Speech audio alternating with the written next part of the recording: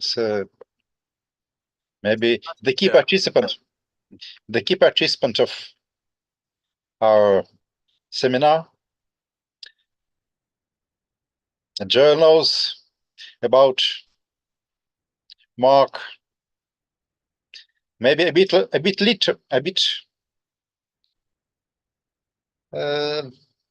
less than Mark himself, but still a lot.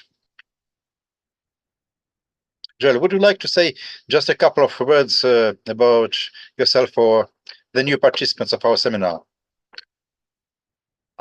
Well, I'm retired from Duke Divinity School for about 3 or 4 years now.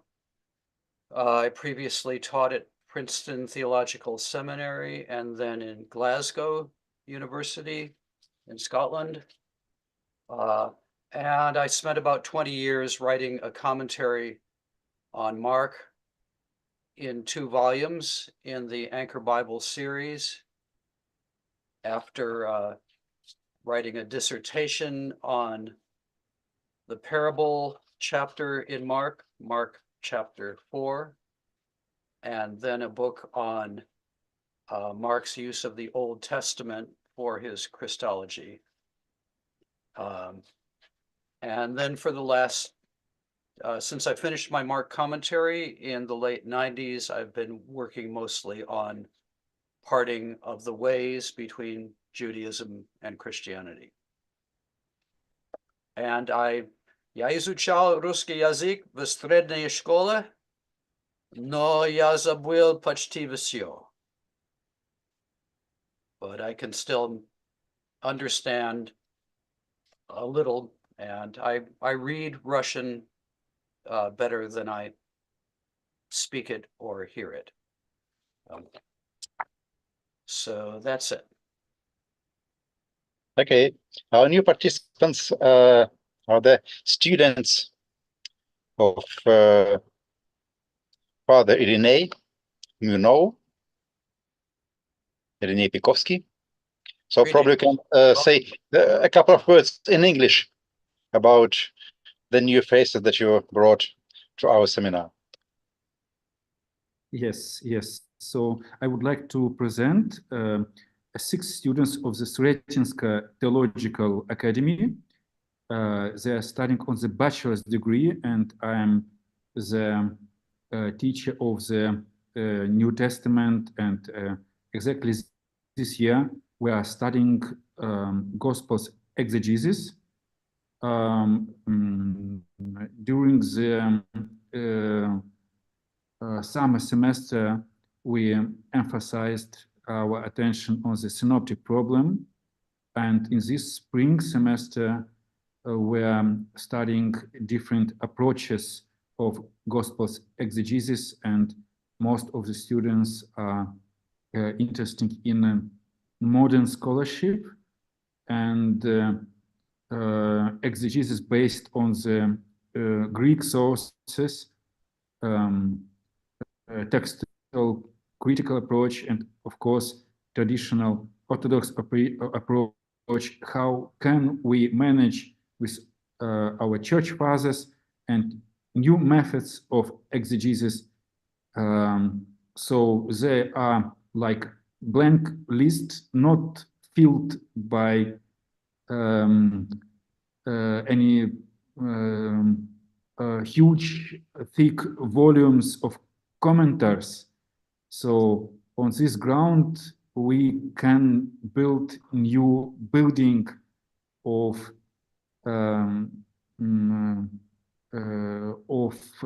biblical studies in 21st century, at the same time in a piety of sacred text of the Holy Bible. So there are 6 students of the first year of bachelor's degree. Some of them have not have graduated, but studied in special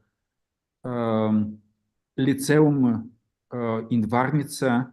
They were studying Greek language in Varnitsa Gymnasium in one of the Russian regions. Some of them not. So they are just starting the way of learning theology in theory and practice.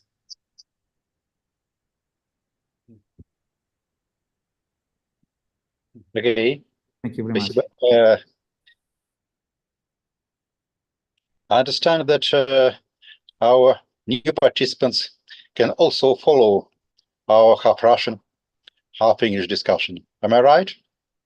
Yes, some of them, they can understand without translation, but for some of them, I will translate our talks, our discussions to be fully integrated in our discussion and to understand what's going on. Okay, thank you. Что, друзья, мы, в общем, в целом собрались.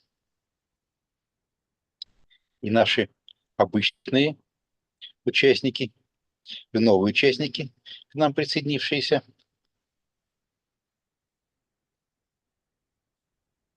Давайте приступим к работе с текстом. Сейчас видно, что я вывел текст, нашу диглотту на экран, правильно? Да, прекрасно видно. Вот. Хорошо, Екатерина, тогда мы вас попросим быть нашим чтецом для стихов 28-29. Вы имеете в виду русскую версию или греческую? Греческую. Прежде всего, скажите, есть ли у кого-нибудь еще замечания или предложения по предшествующим стихам?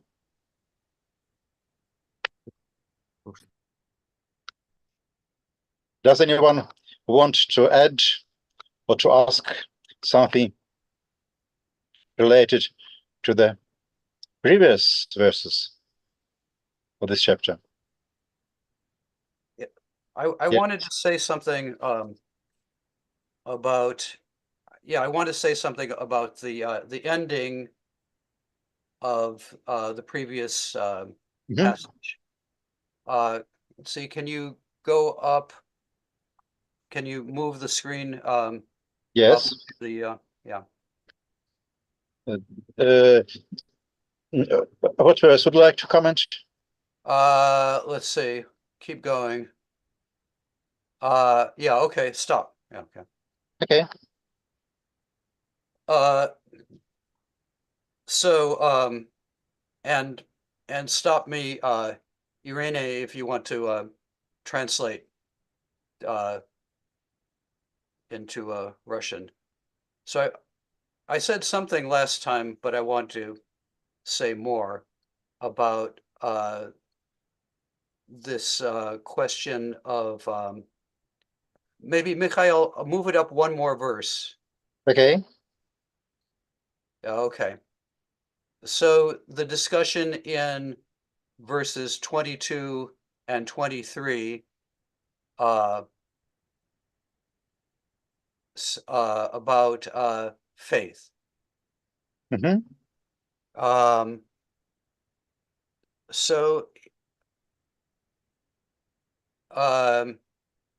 in verse 22, in verses 21 and 22, and before, the Father has described how his Son is afflicted and how the Spirit grabs him and throws him and causes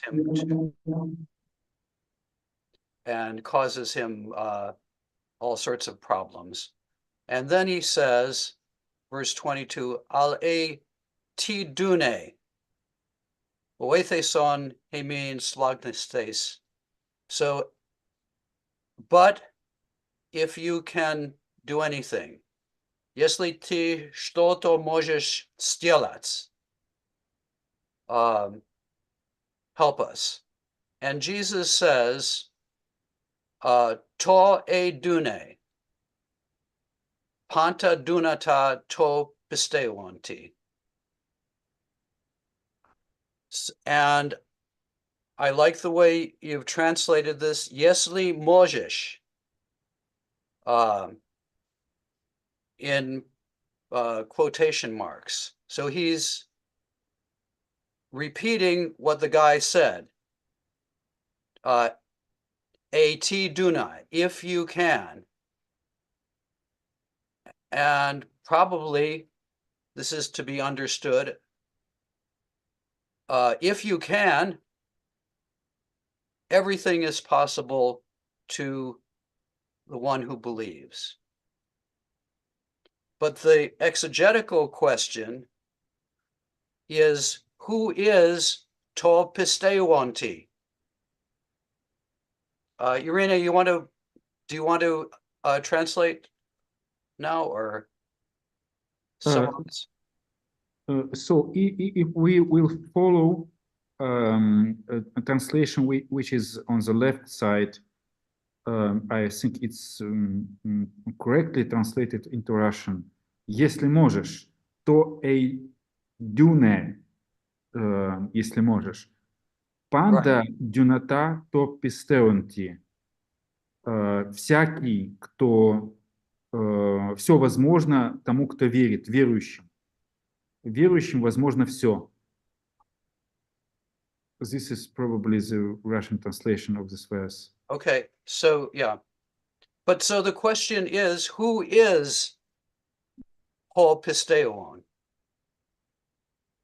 Is it the man who has come to the Father of the Son, or is it Jesus himself, who is ho pisteuon?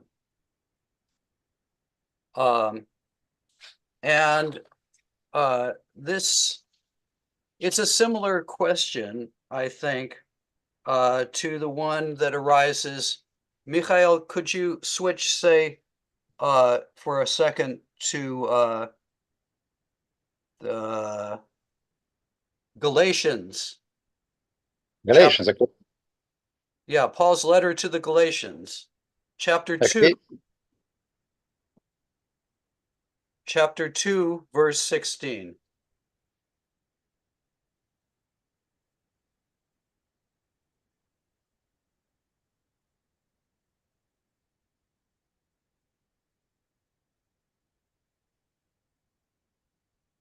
Here we are. Okay, so there's a big question in Pauline studies about this phrase that you have here, pistis Jesu Christou.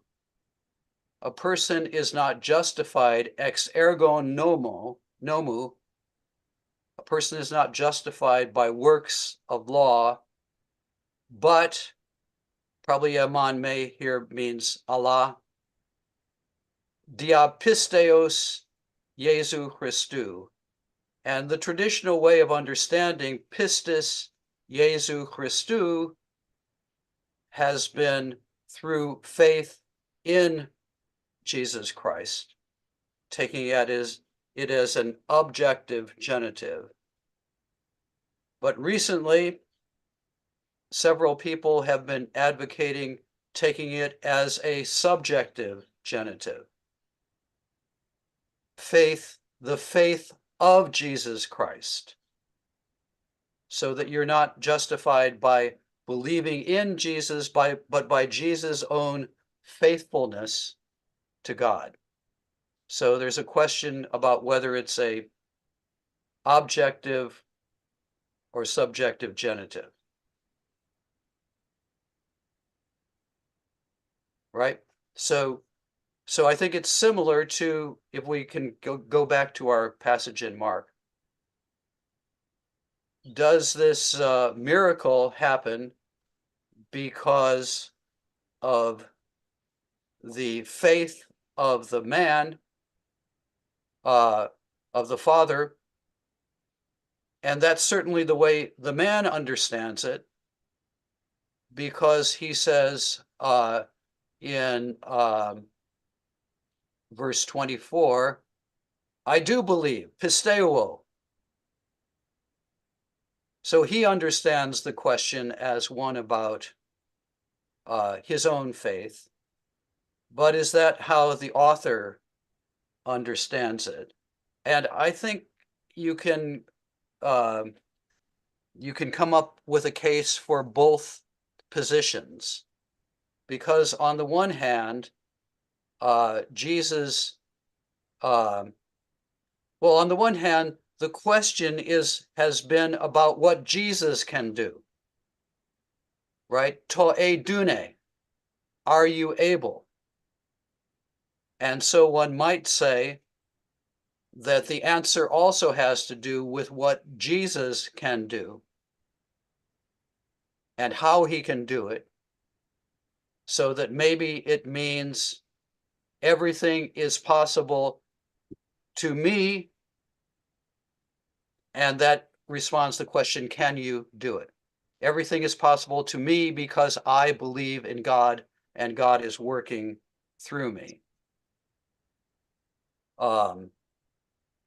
And if you look at the other instances of this expression, all things are possible in Mark, it always has to do with what God can do. But on the other hand, Jesus also says frequently to people whom he heals, he says, your faith has saved you. So we do have in Mark this idea that people are saved, people are cured because of their own faith. But the other thing I wanted to add is that in the history of the text, some of the texts of verse 23 leave out the to. So it's Jesus says to him, edune, if you are able. And many of those, and as a matter of fact, the majority of the manuscripts, including the Byzantine manuscripts, most of those add pisteusai. So it becomes, if you are able to believe, all things are possible to the one who believes. So that textual change probably reflects an understanding that it's the man's faith, if you are able to believe. Yeah.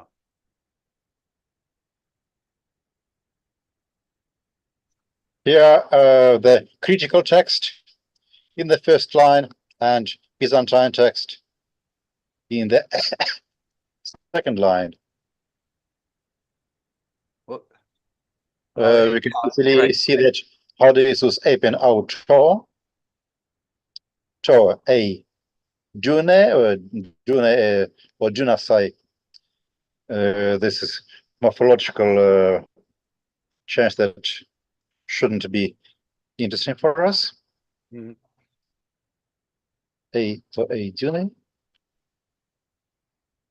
Pisteusai. Yes, here we have in Byzantine text. Right. Okay. So And by the way, this is this Byzantine tradition that is reflected in Russian synodal version. Если сколько-нибудь можешь веровать, все возможно верующим. You know Russian Gerald, so you can understand that Russian text here follows the Byzantine Greek text. yes. Well, and that's to be expected. And, most of the texts that are transmitted have this understanding, which again reflects the theory that it's the man's faith that is in view. But so I don't know. I think it's just an interesting case where there's an ambiguity, and the textual tradition resolves that ambiguity and makes it less ambiguous, pushes it in the direction of human faith.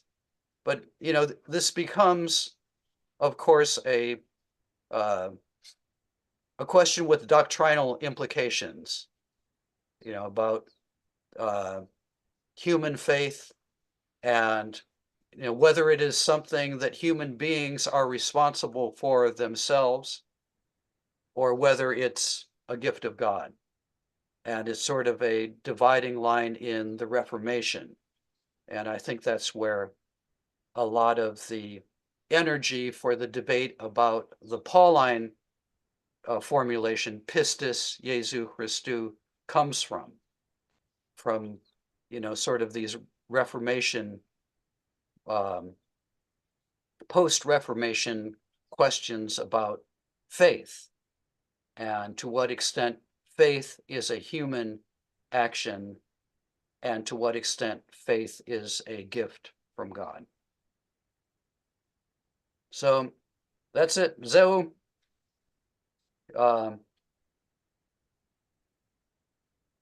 Thank you. Отец Ириней, возможно, вы хотели бы для тех, кто не совсем ясно понимает английский язык из наших новых слушателей, кратко суммировать.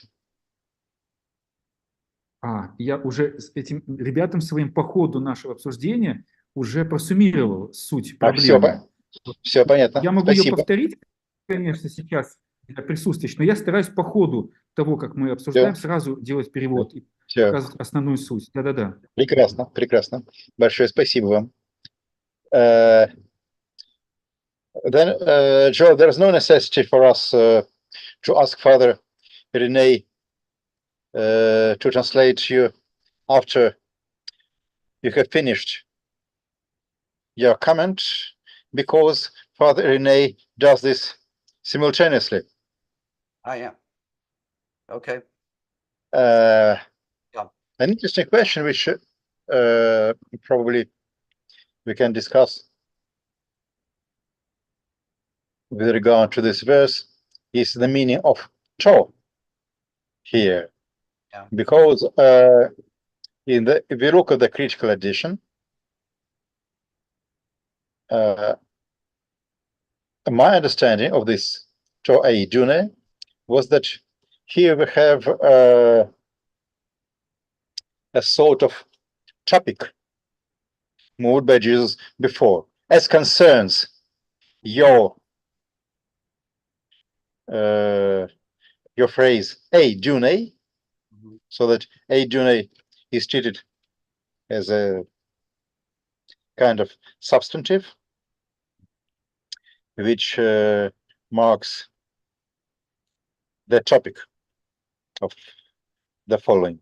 As concerns your saying ei dune, panta dinata to epistevati.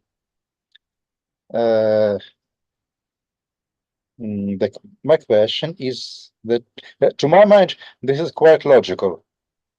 But what would have been the logic behind this article to in the Byzantine text?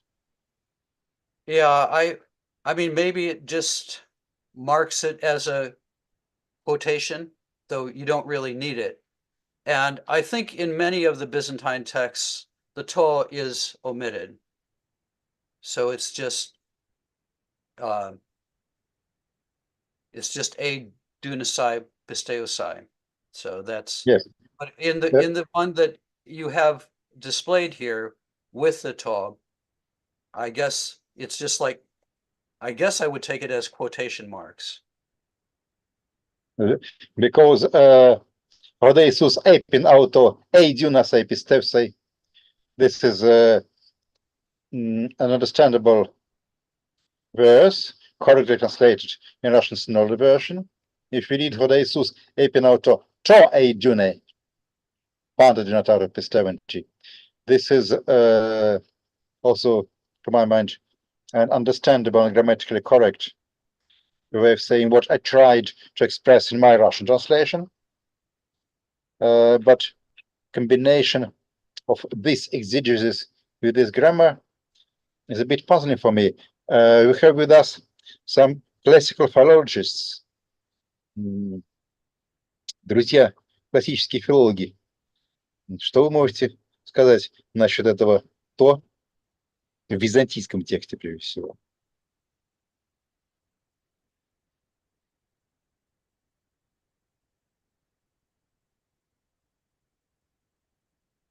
I mean, while they're thinking, I guess I'd just say, sometimes when you have a redacted text like this, there's, things get left in that are sort of fossils of the previous version.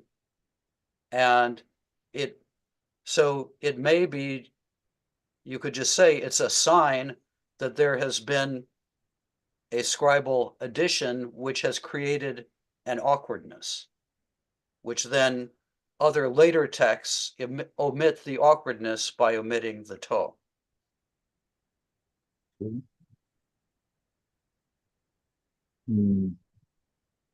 Друзья наши, коллеги, филологи классики, правильно ли мы понимаем с Джоэлем, может быть, мы ошибаемся, что вот этот конкретный византийский текст, на который мы сейчас смотрим, с добавленным пистевсой и не убранным то, все-таки содержит в себе, как сказал Джоэль сам, impression of awkwardness.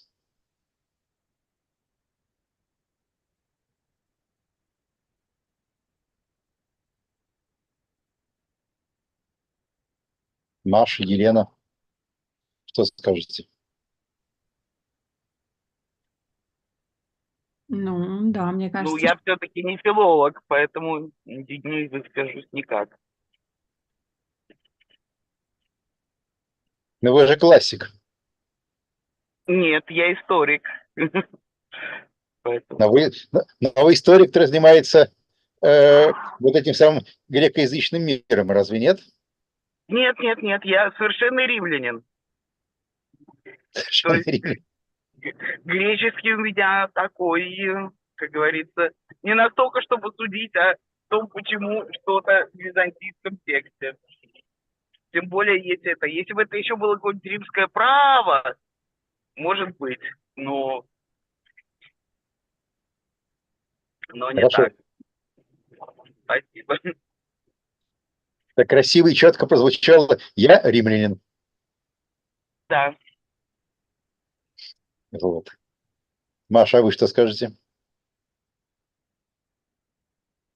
ну, я, к сожалению, тоже, я с вами согласна, что выглядят неуклюже, но с уверенностью рассказать, какая мотивация за тем, чтобы так исправлять, мне, конечно, сложно. Ну, хорошо. I think Мне what is common I think in Mark and in some other New Testament texts is sometimes haughty can introduce direct quotations. Yeah. Yeah, that's right. In contrast to classical diction. Yeah, that's right. I know that too. But this one is weird.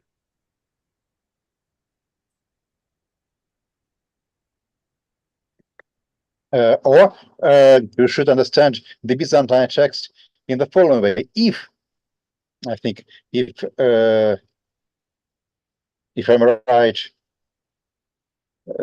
the way to make sense out of this choice that at some point the expression "eidinoto epistevsai pantadinata to episteventi" itself became a kind of a proverb. And in this case, Jesus is depicted here as quoting a proverb. Yeah. Okay.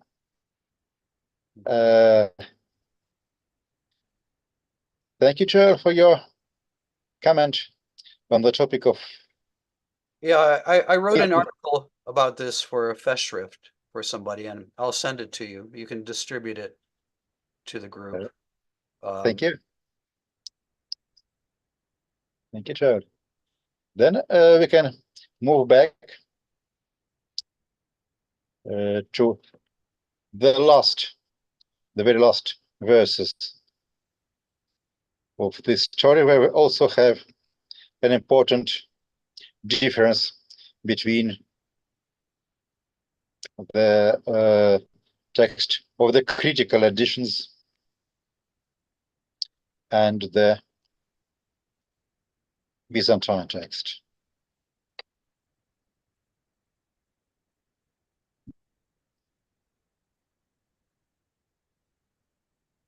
Отец Ириней, выступить нашим чтецом греческого текста стихов Да, конечно. 27-29. Да, только я сейчас на экране вижу BibleWorks 23 стих. Окей. Если можно пролистать это, да? Даже можно в BibleWorks. А мы можем вернуться к нашей диглотте. Да, или диглоте до вашей, да. Мы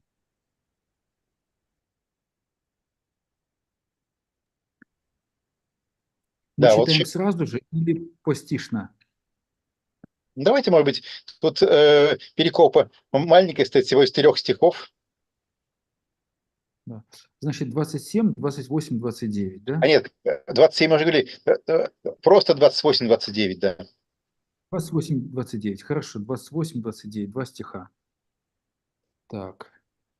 Kai iselfontas autu eis oikan go matetei autu kat idien epirotan auton. Готигемис ук edinit hemen ekvalein auto. Ke ipen autois. Tuto to genos en udeni dunatai exelfein me en prosevhe. Эйме.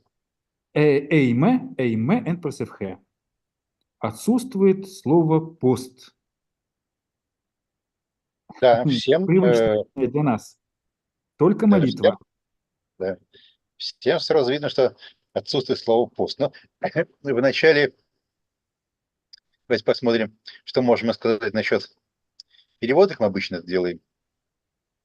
Да, Войдя в дом, Катыдиен, оставшись наедине с Иисусом, пока что предварительно выделю желтым цветом Катидиан, потому что это здесь, видимо, такая вполне значимая вещь. Спросили. Вот здесь у нас эперотон. Может быть, на самом деле, если мы пытаемся передавать нечастый, но, возможно, значимый имперфект у Марка, в отличие от того, что, может быть, то есть стали спрашивать. Я теперь на глазах вас правлю. Кажется, что если есть возможность какую-то штуку попробовать передать без ущерба для русского стиля, то, наверное, стоит это делать. Вот как раз то самое употребление готи, о котором мы только что говорили. Вот, что у нас в готи просто-напросто будет прямую речь, не совсем нормальная для классического греческого употребления, скрываясь кавычки, мы не могли изгнать его.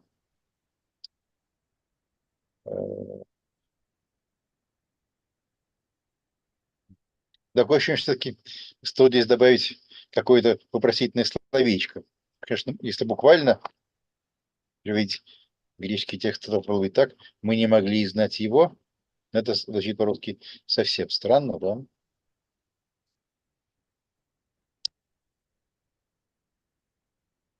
Он сказал им, этот род таких духов,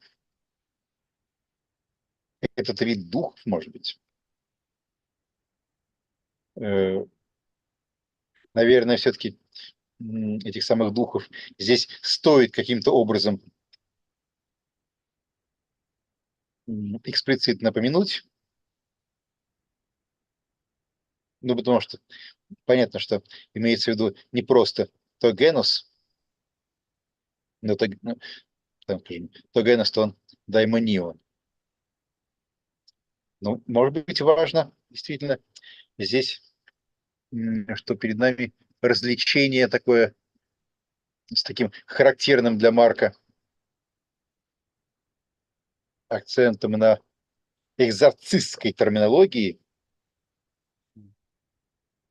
этот род духов, этот вид духов.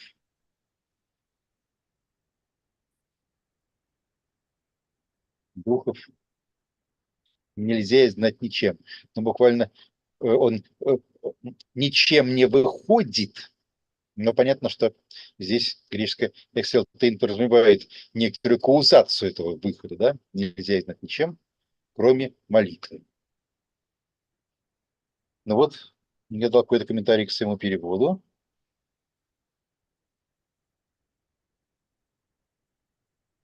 Да, перевод мой я делал, как мы и договаривались, с критического издания, но мы видим здесь всякий человек православной традиции выросший, сразу видишь, здесь что-то не хватает. Не хватает здесь поста, как это сразу же заметил отец Ириней. Вот. You know, Joel, that in the Orthodox tradition we have an addition, kai nesteia. Yeah. And I mean, I think that's that comes from Matthew, doesn't it? I think it's contamination from the parallels. Yes, but this is not a real answer, because this answer produces the next question. If you believe that Matthew drew upon Mark, then what caused Matthew to change the story? We just move the problem from the Byzantine scribes to the author of the Gospel of Matthew, but the problem still exists. I mean, I would say it reflects the emerging liturgical practice of the church. And I think we have already evidence in the Didache that fasting was important in the early church. So I would say the change in Matthew, if that's where it comes from, reflects this that the church, when it prayed and when it was trying to accomplish great things, also engaged in fasting. I'm just looking at the text to see if actually Matthew does add the reference to fasting. I'm pretty sure he does.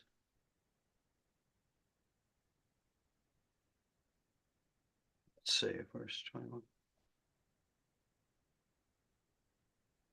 21. But maybe that's an addition to the text of Matthew also. I'll have to do some research here. Wait a second. It's a really important question. Hold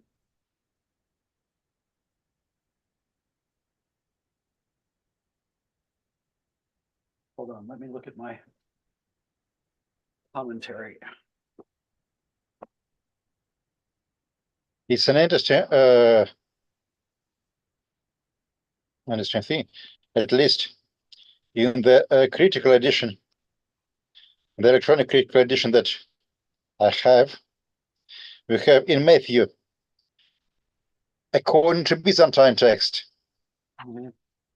the virgin that we spoke about, to genus uk ek paravetai, amen, prosepche, kainesteia, but critical edition tells us that in Mark, that Matthew omitted not only Nesteia, but the whole saying. Right.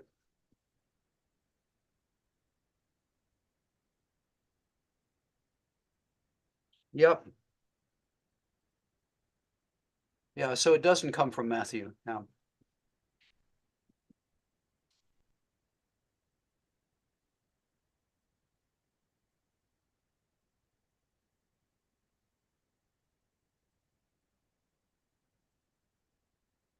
I mean, you do have a reference to fasting earlier in Mark in chapter 2, verse 20. And then they will fast on that day. You know, there's a question that arises about why John the Baptist's disciples fast and not Jesus' disciples.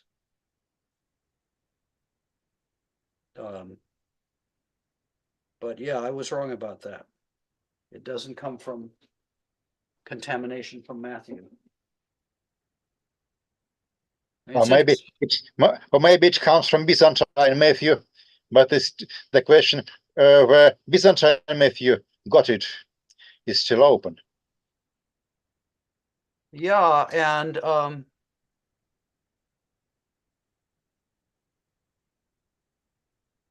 yeah, and it's one of those, I think Luke leaves this verse out also. So that's interesting. Or maybe Luke doesn't, hold on a second.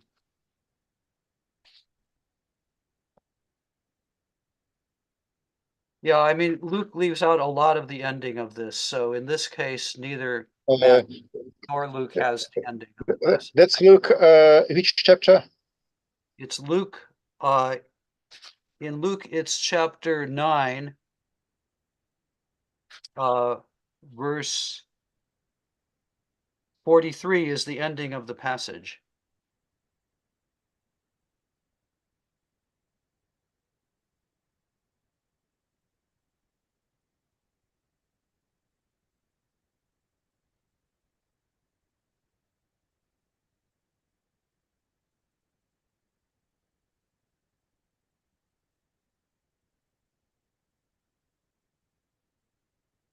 Yes. The whole discussion is omitted in Luke. Yeah. So Luke omits the whole discussion. Matthew omits Jesus' question about how these kind of demons can be expelled, but later describes both in Mark and in Matthew. No, Matthew has it. Look at Matthew chapter 17, verses 19 and following.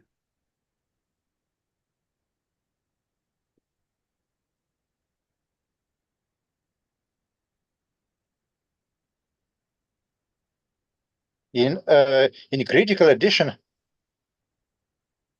the discussion is there, but not Jesus' indication about how to drive out these demons.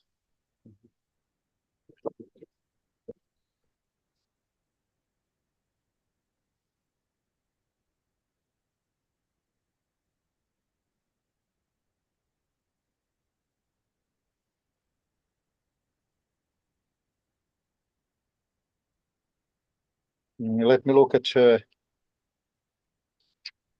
apparatus of the critical edition.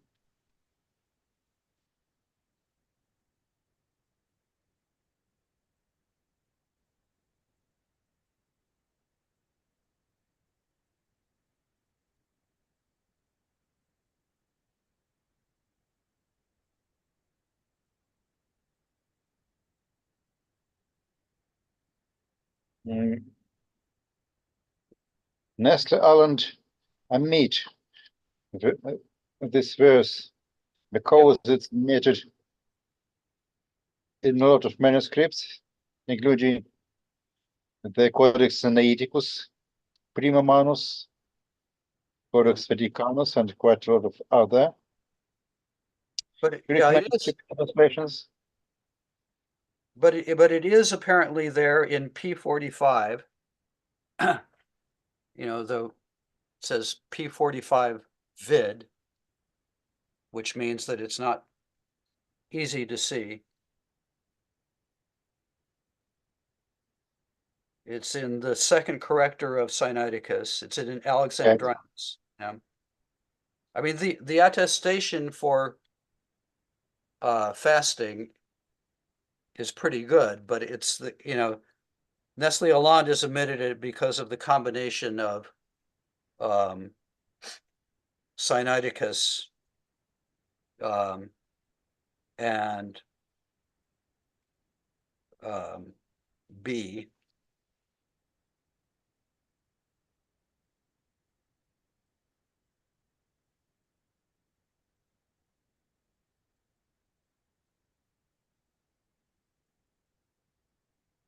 Yes.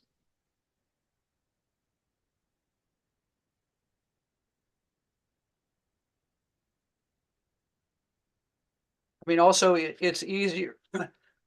I think it's probably easier to explain why somebody would add a reference to fasting than to explain why somebody would omit it. Probably. Yes, the list of witnesses for the process of kainesteia in Mark resembles, at least partly, the list of witnesses for the whole verse in Matthew. Uh-huh. Second-hand Codex Sinaiticus.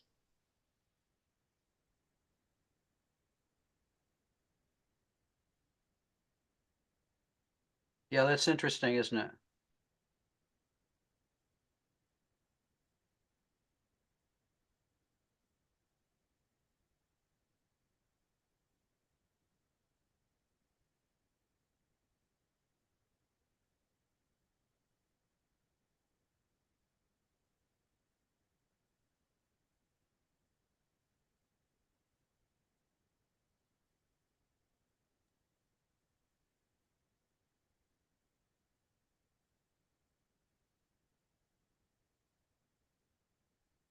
Yes, and the lectionaries also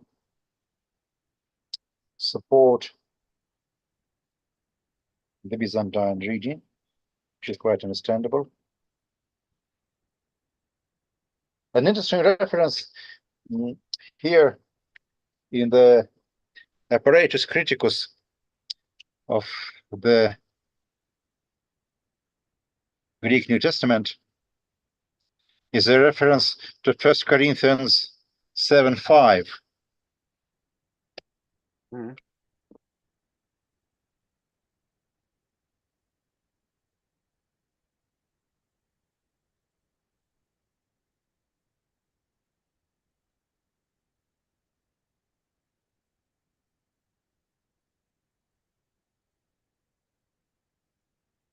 Okay, what does that have to do with anything? We have in critical edition Ginas holasete tepres of he, and we have in All the right. Byzantine text Ginas holadzete tenestei kai tepros of he. Hmm. So the development is the same, addition of fasting Mhm. to prayer. So the development is parallel, but this doesn't tell us anything about the origin of the development. But I think this is a very interesting parallel. Yeah. Well, and sorry, go ahead. Yeah. Yeah, I just wanted to say that probably it's not important at all, but there is one place in Isaiah where in the Septuagint Nesteia is added to. That probably is just. Okay. What is the reference? 113. 113. 113. Isaiah. Isaiah 1. Okay.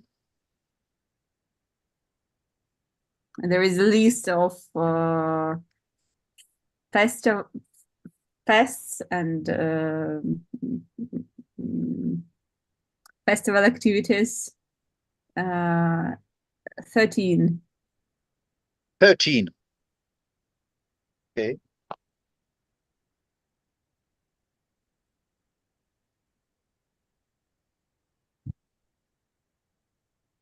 Yeah, in Greek, anechomai nesteian after nominias Sabbata, gemeran, megalan, and so on. Okay. Yeah, in Greek, anechomai nesteian after nominias Sabbata, gemeran, megalan, and so on. Yeah, in Greek, anechomai nesteian after nominias Sabbata, gemeran, megalan, and so on. Yeah, but probably it doesn't say anything about our place as well. Sorry.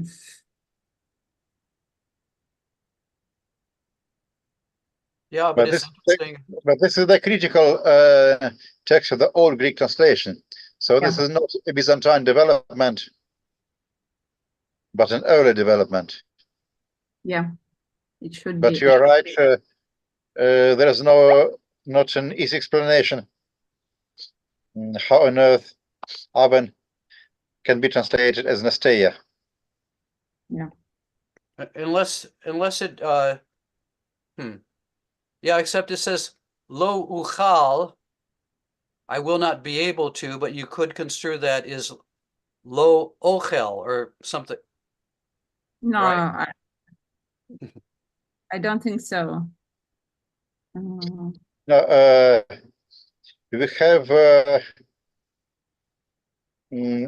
here at least a more or less literal translation. Mikra is Hammer and Megalen, Lo Uchal, Uk Anechomai. So Nasteian corresponds not to Uchal, or whatever we can read in the place of Uchal, but corresponds to Aven, which is completely strange. Hmm. I think this is probably the only place where we have such correspondence in the Septuagint. But it's interesting that there's, you know, there's an added reference to fasting, so that also may reflect in the Jewish community practices of fasting. Yeah, some special attitude to fasting as a very important part of cult, Mhm. which can also be applicable to our place in Mark. And we have in the Old Testament, fasting when there's a national calamity that's Yeah. threatening. So there is an idea of invoking God in a special way through fasting when there's a special crisis. Yeah. Yes, but this cannot explain the appearance of Nastei in our place, because national some fasting because of some grievous events have nothing to do with the practices of exorcism.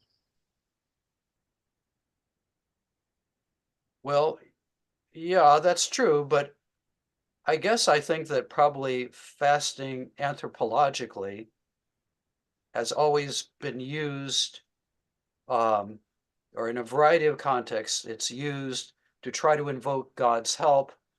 And the fact that you mostly see it in the Old Testament when there's a national crisis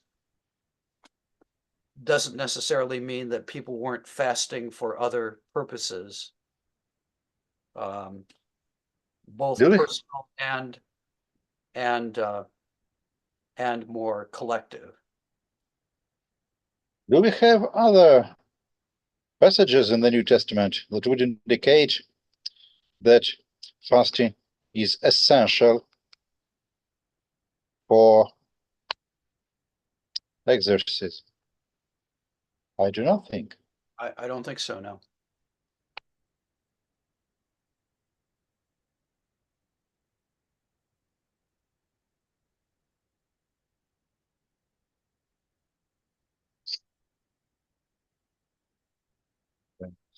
Мне кажется, сейчас мы не сможем проблему решить, но, конечно, страшно интересно, потому что здесь у нас на глазах возникает очень важный, на самом деле, момент, который станет очень важным дальше для христианской традиции, для христианского учения. Может быть, хотя он не связан напрямую с Евангелием от Марка, но очень интересная тема. Может быть, кто-нибудь из здесь присутствующих, имеется в виду, конечно, старшие товарищи, они наши, присоединившись нам юное поколение, мог бы к следующему разу посмотреть, скажем, что комментарии к Матфею, например, или те комментарии к Марку, которые принимают всерьез византийский текст, что эти комментарии говорят нам вот об этой самой Нестее здесь. Есть волонтеры? Нет волонтеров.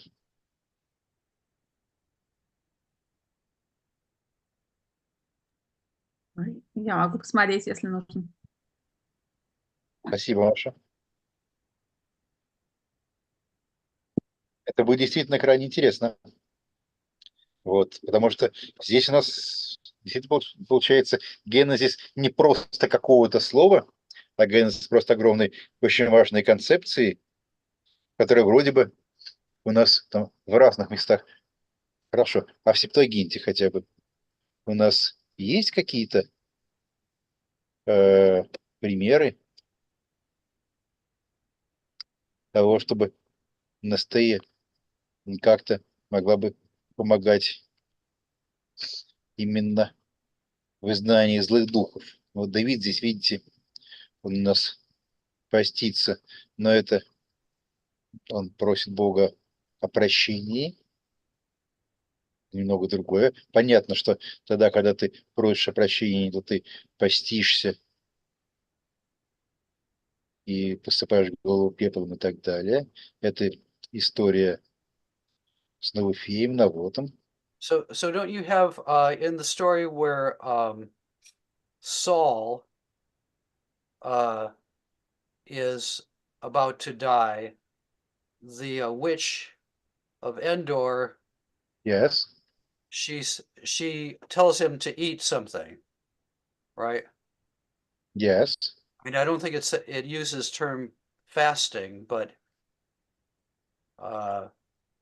that's interesting because it's kind of a demonological context. You know, you're bringing up she's brought up a spirit from the dead.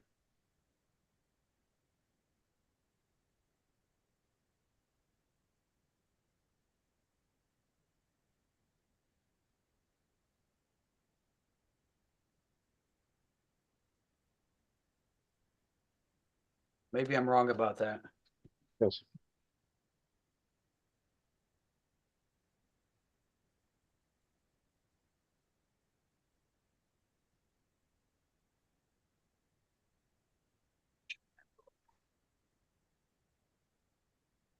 Or am I thinking of David and you know, his son dying? I may be Yes, that's 1 Samuel 28, verse 20.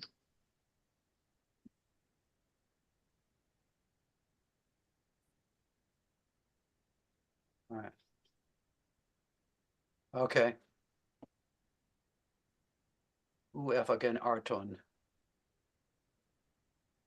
Yes, but we do not have any indication here that wasn't he wasn't eating bread or anything because of some contact with the demons or spirits. It rather seems that he was afraid, and the military context was such that Yeah. he could not.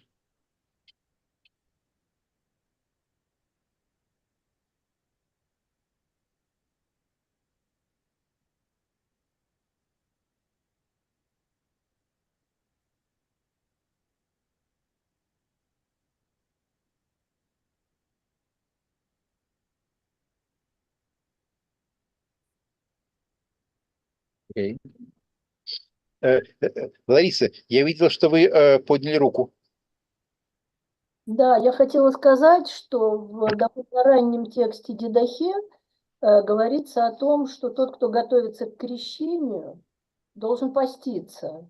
И тот, кто будет его крестить тоже. А как мы знаем, что в обряде крещения содержится эта тема экзорцизма. Вот это вот, когда изгоняется злой дух, дуни плюнь на него, вот этот момент.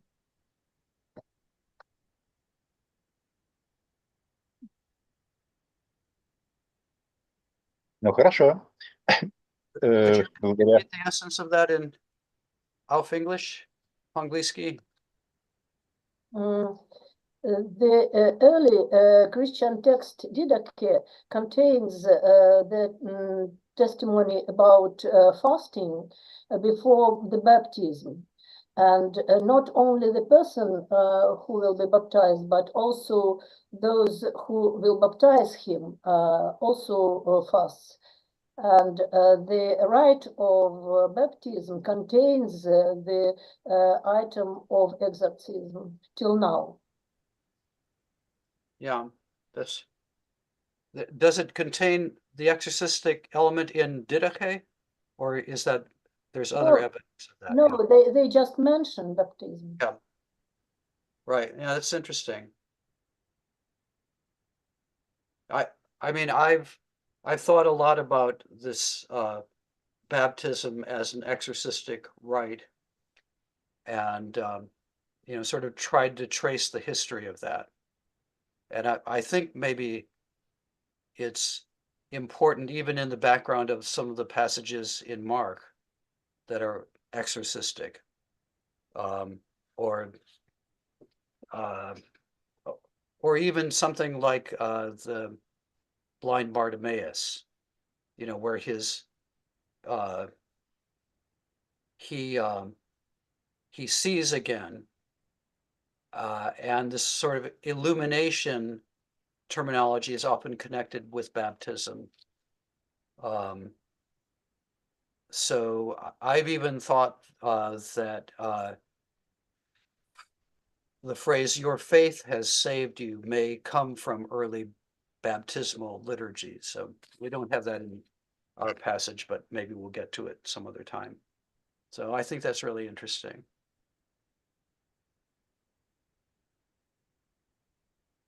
Окей.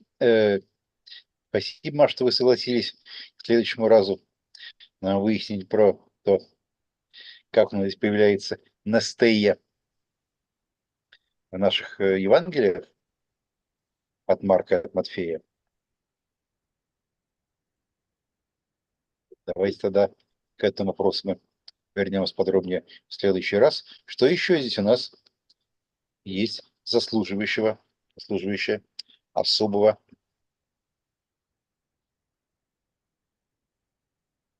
внимания в тех стихах, на которые мы сейчас смотрим? Can I say one other thing about the fasting? Could we Okay. go to back to chapter 2, verse 19 and 20 Which gospel? of Mark?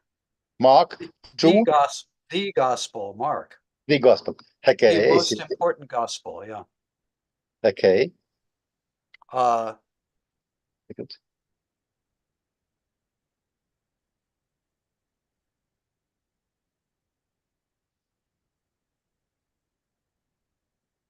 Chapter 2. Yeah, verse, I think 19 or so. Okay. 18 probably. Okay, The question about fasting. yeah.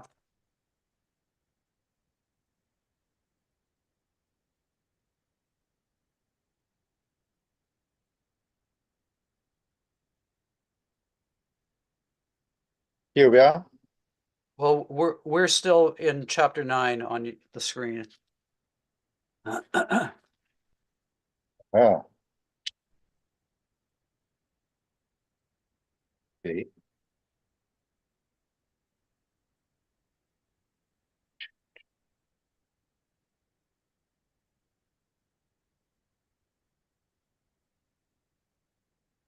Still chapter 9.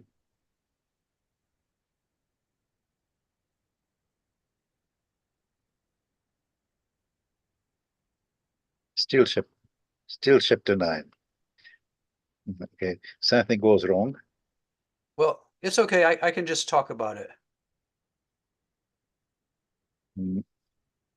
Wait a second. We must make exorcism of our computer. Should I lay hands on it? Yes, please. It worked. Ah, okay, good. So here, question arises from the disciples of John and the Pharisees, which is an interesting combination. But about a question about fasting. Why don't Jesus' disciples fast? And then he gives this answer, and he says that those who are at the wedding can't fast when the bridegroom is with them.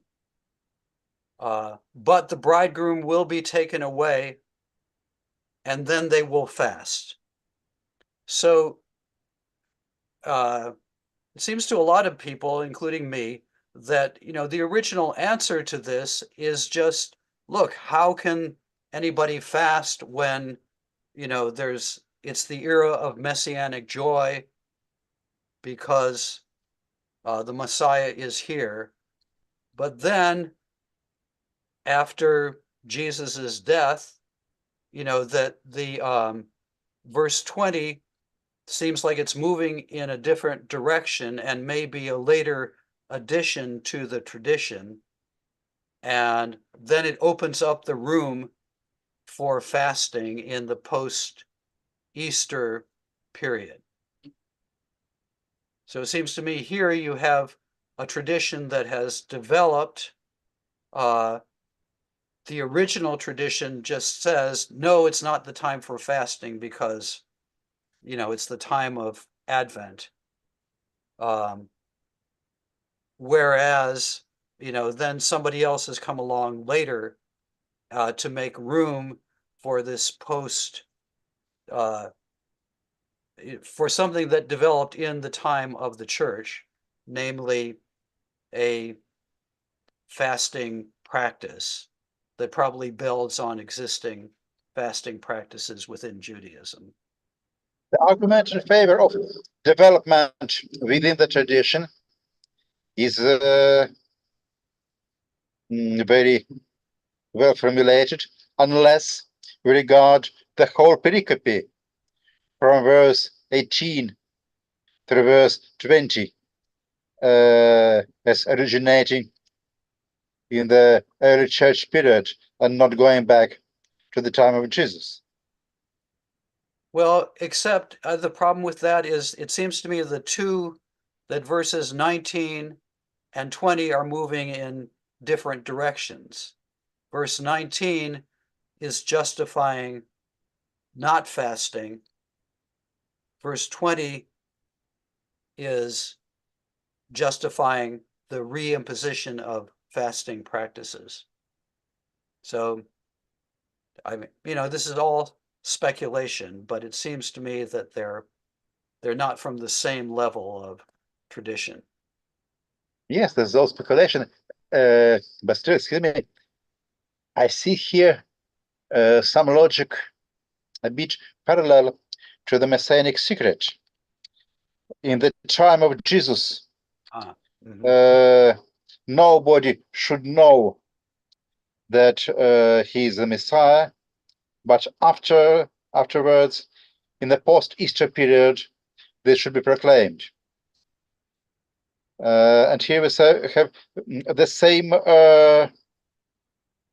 same contrast for the pre-Easter and post-Easter period, which probably is, by the way, we can probably devote a special meeting of our seminar not to reading a particular text, but to discussing the topic of the Messianic secret, because this is so important for the understanding of the Gospel of Mark.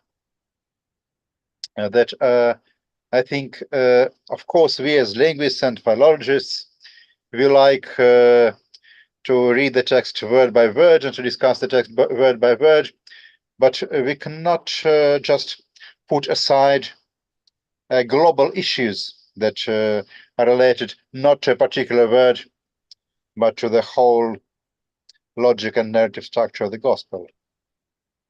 This That's a good idea. parallelism between the messianic secret and this duality of fasting and not fasting here, it just occurred to me now a second ago.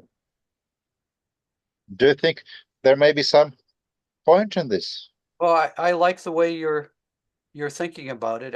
In other words, there can be like a tension built into internal to like Mark's thinking. Yeah, I'd like to think about that. I still think my explanation is better, but yours is possible. Okay. And yeah, I mean, for me, exegesis is about taking possible explanations and trying to turn them into probable. So, but I can see that I can see the logic of what you're saying. I modeled my explanation of this pericope on Vrede's explanation for the messianic secret, that Mark has to do something with the fact that it was well known that Jesus was not recognized as Messiah during his own days. How can we trace the messianic interpretation of Jesus back to the time of Jesus through the topic of secret? Jesus told the disciples that he's the Messiah, but this should be disclosed only in the post-Easter period. And one can argue that the same logic may be behind this. If it was well known that Jesus and his disciples during his lifetime were not fasting, but here the church, and now the church teaches fasting as an important right, an important part of religious life.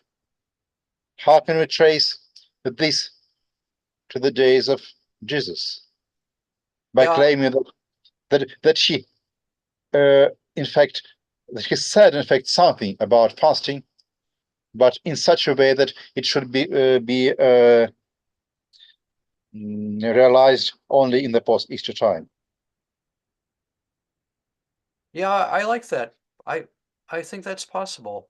I guess in general, I think that most of these passages have some rooting in the life of the historical Jesus, and that then they've been developed sometimes further in different directions. So, but I can see that it's also possible that the whole thing was created in the post-Easter period. I think, you know, in trying to decide between those two possibilities, one would have to take into account the setting in verse 18, and this strange combination of the people who are challenging Jesus, of the disciples of John and the Pharisees. They're both on the same side. They both fast, whereas Jesus' disciples do not fast. And, you know, whether it's more likely that that combination originated in the post-Easter period or in the pre-Easter period. And I don't know what the answer to that is. But it is a strange combination, which I'm pretty sure the other gospels don't retain it. They change it to something that is less weird. Yeah, but this discussion also moves us to one more topic that I also thought whether we should make this topic also a topic of a special session, a special discussion, namely the role of the Pharisees. Because you know that Sanders and Vermesh and a lot of other people claimed that all the references to Jesus' discussion with the Pharisees were brought here later, because in Jesus' own days, Pharisees were not so important, and in any case, this is the reflection of the situation by the time of the parting of the ways. By the way, even though we're not going to have a special discussion of this just now, what would be your reply or your reaction to this Sanders Vermesh idea that the Pharisees were introduced in the gospel tradition later, probably after the parting of the ways and the later rabbinic tradition?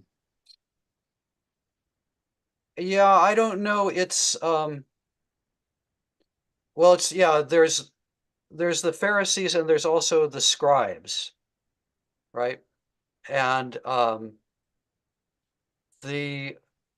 the first part of the gospel, Jesus' main conversation partners and the people he argues with the most are the scribes and the Pharisees. In the Passion narrative, the Pharisees drop out. And then you get, his opponents are the chief priests and the scribes and the elders. So the one common group is the scribes. So that's kind of interesting. I guess, in general, I don't think that Jesus' conflict with the Pharisees just arose in the post-Easter period. I think it's too pervasive throughout, all of the levels of the tradition, not only Mark, but also Q and in John as well. And so, but I do think that a lot of these stories about Jesus fighting with the Pharisees, again, have been developed further in the post-Easter period. But as I said before, in general, I think that there is usually some sort of rooting of the stories in Jesus' own lifetime, but then we can see the ways that, or sometimes we can see the ways the stories have been developed further. But yeah, I think it would be good to talk about not only the Pharisees, but also the scribes and the chief priests. In other words, the whole front of opposition. But yeah, we should talk about both of those subjects. So okay, I'll be happy to listen to your lecture about that. No, we are happy to listen to your lecture about that. Yeah. What I just wanted to mention is that it's interesting that Matthew introduces the Pharisees in the Passion narrative, while they're absent from the Passion narrative in Mark, which is probably important for our understanding of the situation of the Matthew's community. Yeah.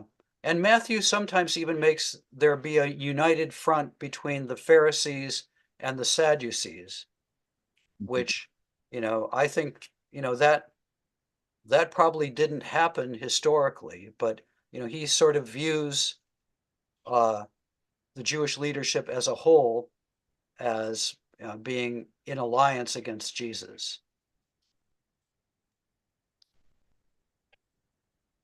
Okay, let's move back to our. Let's move back to our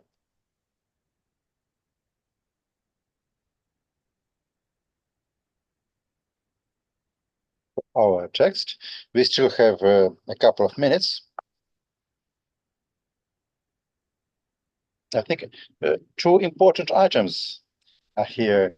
Kat idea. That's that. Once again, there's this topic of secret in Mark, that Mark something, and to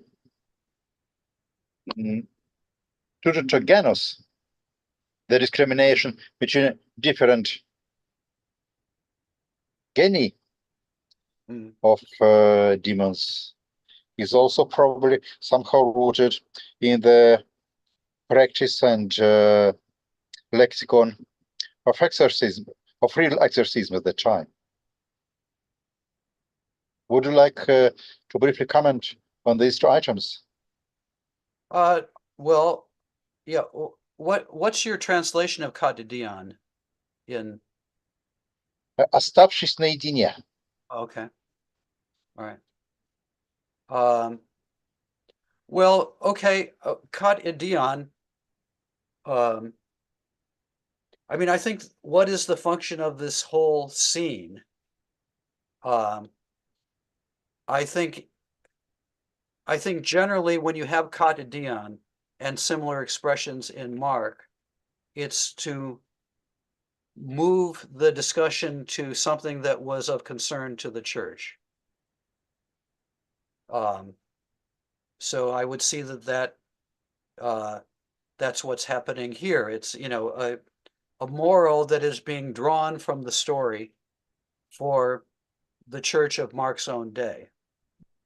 So in a passage like this, I guess this would be one of the exceptions to what I was saying before, that most of the passages I think have some rooting in the life of the historical Jesus, but I would see this sort of passage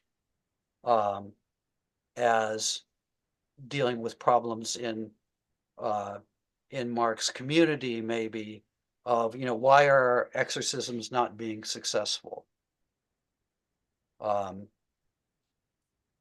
And the thing about the genos is interesting. I mean, I guess I would see this as a reflection of the development of angelology and demonology in the Second Temple period. And I mean, you do have in like Jubilees and other works, descriptions of different sorts and Enoch of different sorts and ranks of angels. And so it makes sense that there's different sorts and ranks and kinds of demons as well.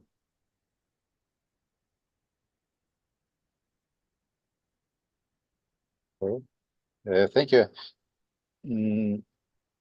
I looked at all the expressions of Katidian in Mark and in other Gospels.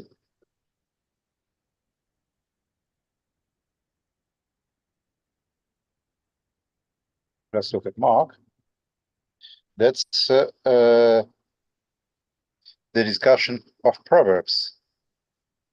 Katidian, tois idiois. The same root is repeated twice. Mm-hmm. It's just the meaning of the parables is disclosed to the disciples only Katidian.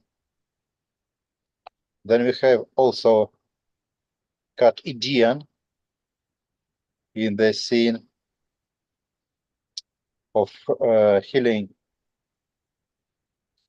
with the person who was deaf. Yeah, and that one I would say I'm not necessarily sure that there is a post-Easter explanation for that. I mean, that just sort of corresponds to sometimes, a healer wants to do the healing in private, in secrecy. Yes, and then we have also two very important moments: the transfiguration, 3 disciples cut Idaean, and the eschatological discourse of Jesus in Mark 13 also cut Idaean to 4, not 3, but to 4 disciples. Well, and that I think does illustrate that, chapter 13 is all about stuff that's relevant for Mark and his readers.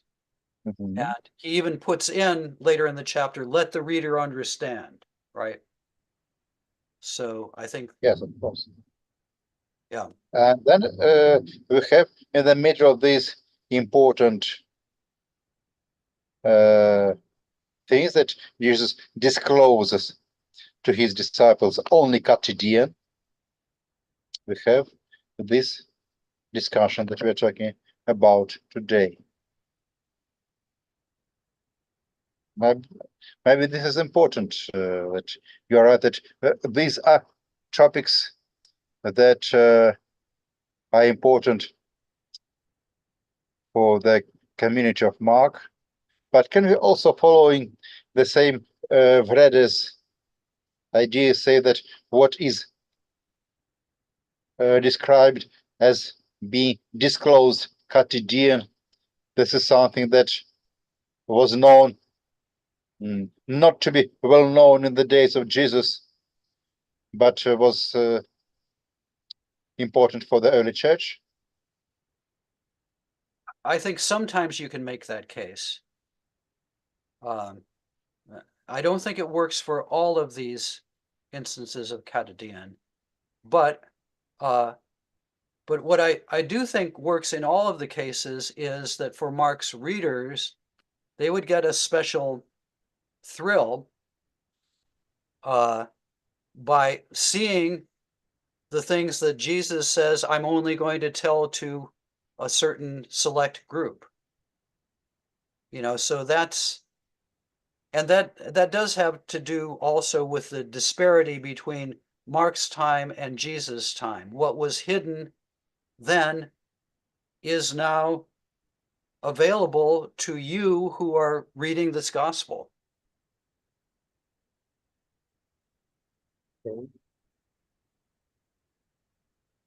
Thank you, Joel. We looked at a very short pericope today, but quite important and especially textologically interesting for the Orthodox milieu. Thank you, Joel. Спасибо всем, кто сегодня с нами был, и нашим традиционным участникам. До скорого. До свидания. Спасибо. До свидания. До свидания. Большое спасибо. Thank you very much. До свидания. Спасибо, до свидания.